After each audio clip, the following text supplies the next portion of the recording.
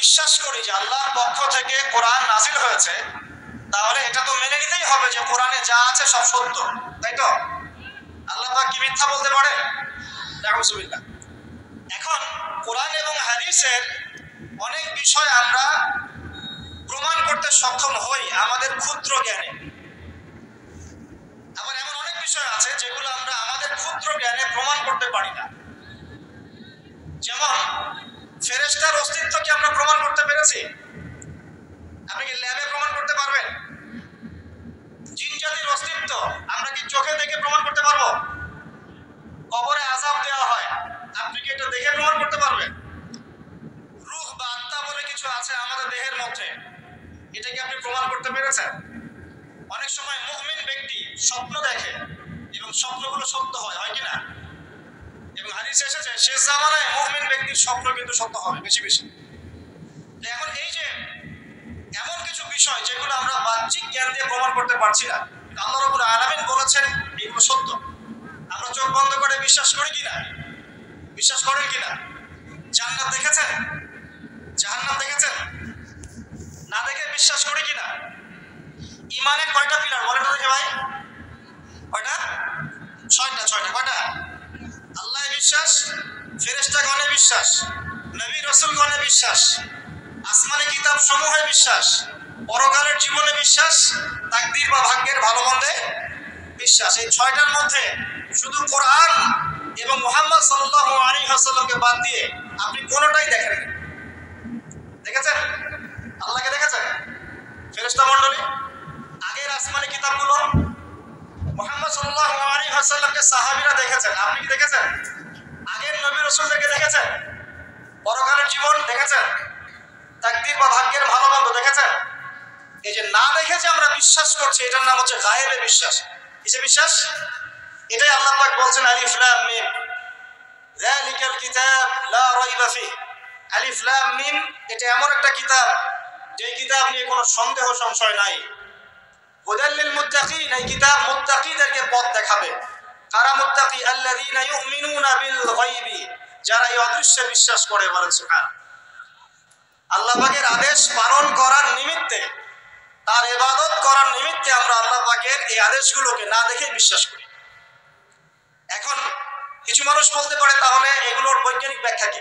উত্তর হচ্ছে এই যে কোরআন এবং হাদিসের সবকিছুকে বৈজ্ঞানিক ব্যাখ্যার মানদণ্ডে উত্তীর্ণ হয়ে আসতে হবে জরুরি না এটা।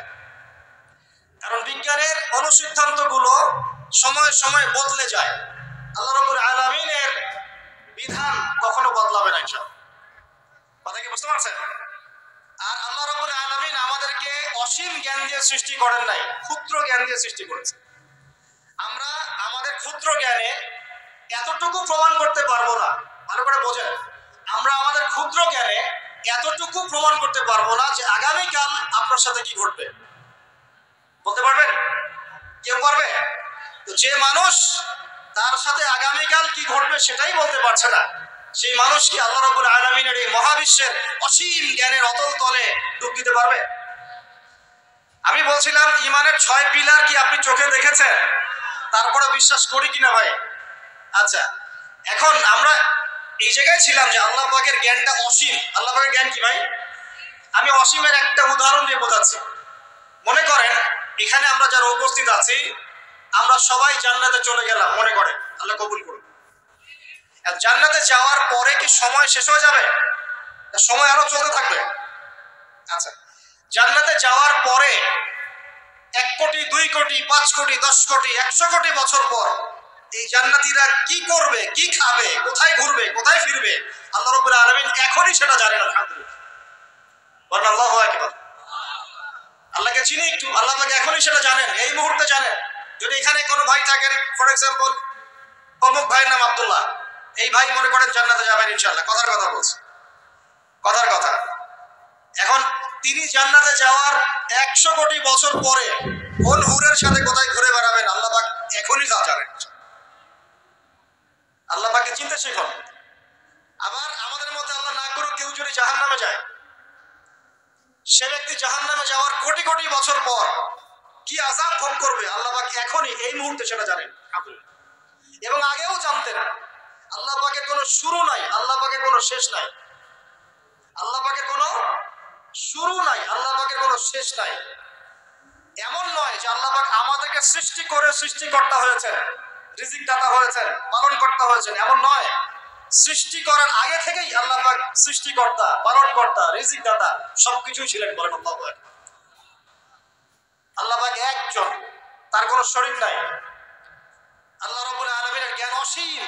এটার উদাহরণ হাদিসে দেওয়া হয়েছে এভাবে যে মুসা এবং খিদির আলাইহিস সালাম নৌকায় সফর করছেন, একটা পাখি এসে নদী থেকে এক ফোঁটা পানি খেয়ে চলে গেল।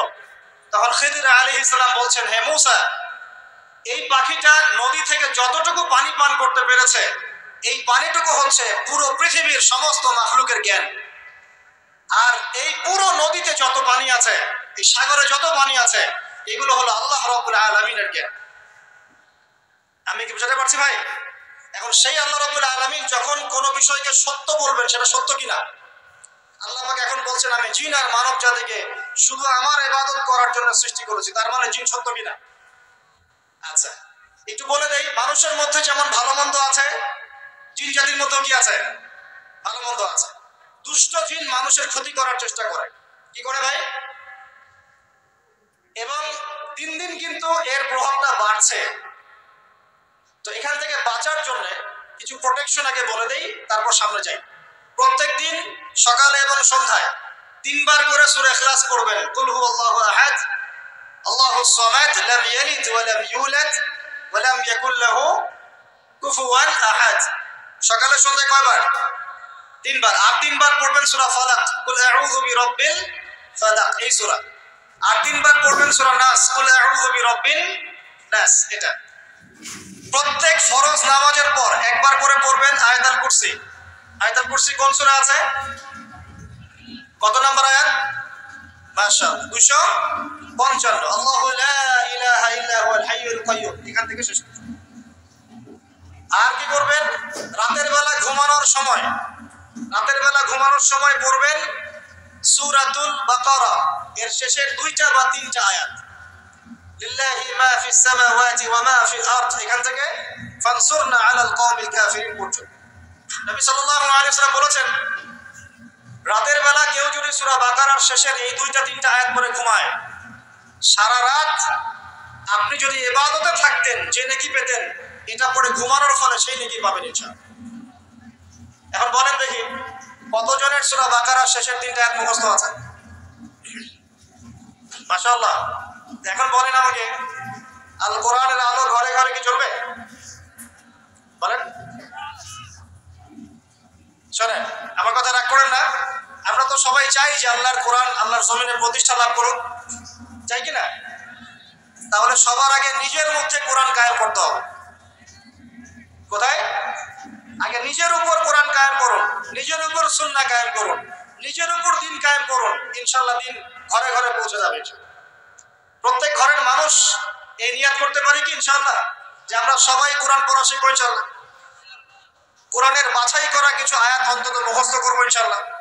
পুরা কোরআন তোমাদেরকে মুখস্থ করতে বলছি না, হয়তো অনেকে পারবে না, যারা পেরেছে তারা সৌভাগ্যবান, আলহামদুলিল্লাহ। কমপক্ষে সূরা বাকারার শেষের 3টা আয়াত পারবো না ভাই? আয়াতুল কুরসি পারবো না? সূরা ফালাক, সূরা নাস, সূরা ইখলাস, সূরা কাফিরুন, সূরা হাশরের শেষের 3টা আয়াত, সূরা কাহফ এর প্রথম 10 শেষ 10 আয়াত, সূরা কাহফ প্রথম 10 শেষ 10 আয়াত, সূরা সাফফাত এর প্রথম 10 আয়াত, সূরা আর রহমান, সূরা ইয়াসিন, সূরা মুলক। এই যে কমন জিনিসগুলো, এগুলো মুখস্থ করতে পারবো না ভাই ইনশাআল্লাহ? আল্লাহ পাক সবাইকে তৌফিক দান করুন বলি আমিন। আর এখন যারা বিয়ে শাদী করেন নাই, নিয়াত করেন যে আপনাদের ঘরে যে সন্তান আসবে, আচ্ছা সন্তানের আগে বউয়ে আসে নাকি? আচ্ছা, যারা বিয়ে শাদী করেন নাই নিয়াত করেন, দিনদার, মুত্তাকি, পরহেজগার, কোরআনওয়ালা মেয়ে ছাড়া বিয়ে করার দরকার নেই। বাস বাস বাস বাস বাস।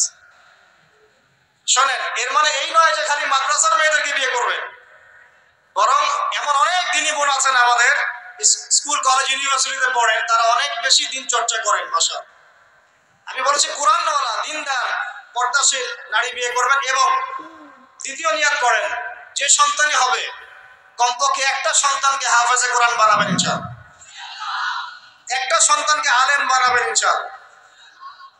আপনার মেয়ে হলে সেই মেয়েকে আয়েশা রাদিয়াল্লাহু আনহার মতো বানান ইনশাআল্লাহ। আপনার ছেলে হলে আপনার ছেলেকে আবু বকর, ওমর, ওসমান, আলী রাদিয়াল্লাহু আনহুম আজমাইন তাদের আদর্শে করে তোলেন ইনশাআল্লাহ। পারা যাবে না ভাই? যখন ঘরে ঘরে কোরআনওয়ালা মানুষ তৈরি হবে না, আল্লাহর জমিনে আল্লাহর দ্বীন এমনি প্রতিষ্ঠা হয়ে যাবে ইনশাআল্লাহ। বাতিল কোন দিক পালিয়ে যাবে ঠিক নাই? সবকিছু শেষ আছে না বলেন তো? সবকিছু শেষ আছে। নমরুদ আছে না নাই? দুনিয়াতে আছে। মানুষ তার নামও স্মরণ করে।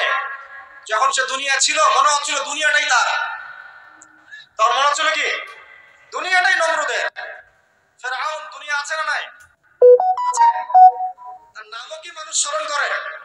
যখন ফেরাউনের রাজত্ব ছিল, যুগ ছিল, তখন মনে হতো যে পুরো দুনিয়াটাই ওর। কথা বুঝতে পারছেন না?